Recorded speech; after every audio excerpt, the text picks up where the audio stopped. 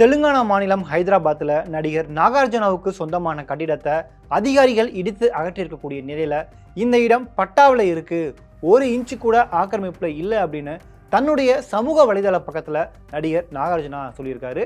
தெலுங்கு திரையுலகத்தில் பிரபலமான நடிகராக இருக்கக்கூடியவர் தான் நடிகர் நாகார்ஜுனா. முன்னாடி நடிகராக இருக்கக்கூடிய நாக சைத்தன்யா இவருடைய மகன் தான். ஹைதராபாத்தில் நாகார்ஜுனாவுக்கு சொந்தமான ஒரு அரங்கத்தை தேசிய பேரிடர் கண்காணிப்பு குழு இடிச்சிருக்காங்க.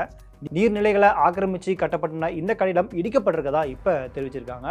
ஹைதராபாத் மாதாப்பூரில் இருக்கக்கூடிய டம்மி செரு அப்படின்ற ஏரியை ஒட்டி நாகார்ஜுனாவுக்கு சொந்தமான ஒரு ஹால் ஒன்று இருக்குது.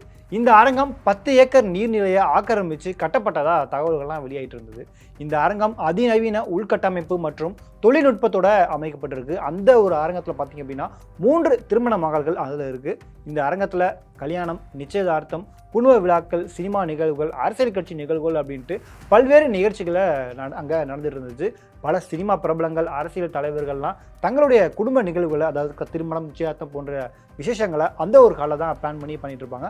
அந்த அளவுக்கு ரொம்பவும் பிரசித்தி பெற்ற ஒரு ஹால் அந்த ஹால். இப்போ அந்த கன்வென்ஷன் ஹால் இருக்கக்கூடிய 6.69 ஏக்கர் பரப்பளவில் சுமார் 3.30 ஏக்கர் வரை தம்பிடி குந்தா ஏரி நிலப்பரப்பை ஆக்கிரமித்து கட்டியிருக்கிறத கண்டுபிடிச்சிருக்காங்க அதிகாரிகள். இந்த மண்டபம் பல வருஷமாக ஏரியில் தான் இருக்குது அப்படின்னு தகவல்கள்லாம் வெளியாகிட்டே இருந்தது. ஆக்கிரமிப்பு பற்றி பாஸ்கர் ரெட்டி உட்பட பலருமே கம்ப்ளைண்ட் பண்ணியிருந்தாங்க.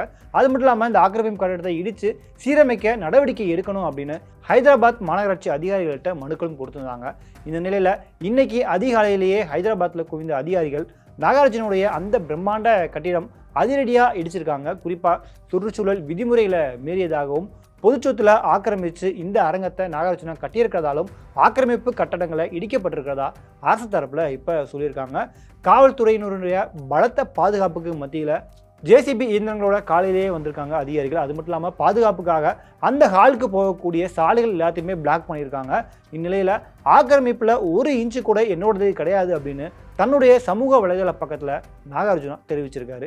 இது பற்றி அவர் தன்னுடைய சோஷியல் மீடியாவில் என்ன சொல்லியிருக்காரு அப்படின்னு பார்த்தீங்கன்னா, என்னுடைய கட்டிடத்தை இடிக்க நீதிமன்றத்தில் ஸ்டே ஆர்டர் வாங்கப்பட்டிருக்கக்கூடிய ஒரு நிலையில் இப்போ அதை இடிச்சிருக்காங்க.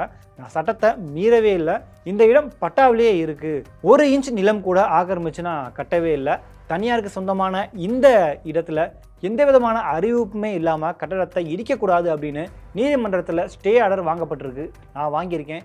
ஆனால் தவறான தகவலுடைய அடிப்படையில் அந்த அரங்கத்தை இடிச்சிருக்காங்க.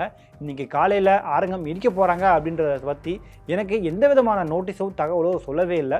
சட்டத்தை மதியக்கூடிய நபர்னா என் மீது தவறு அப்படின்னு நீதிமன்றத்தில் தீர்ப்பு கொடுத்தாங்க அப்படின்னா நானே என்னுடைய கட்டடத்தை இடிச்சிருவேன். அதிகாரிகள் தவறான தகவலால் இந்த ஒரு நடவடிக்கையை எடுத்திருக்காங்க.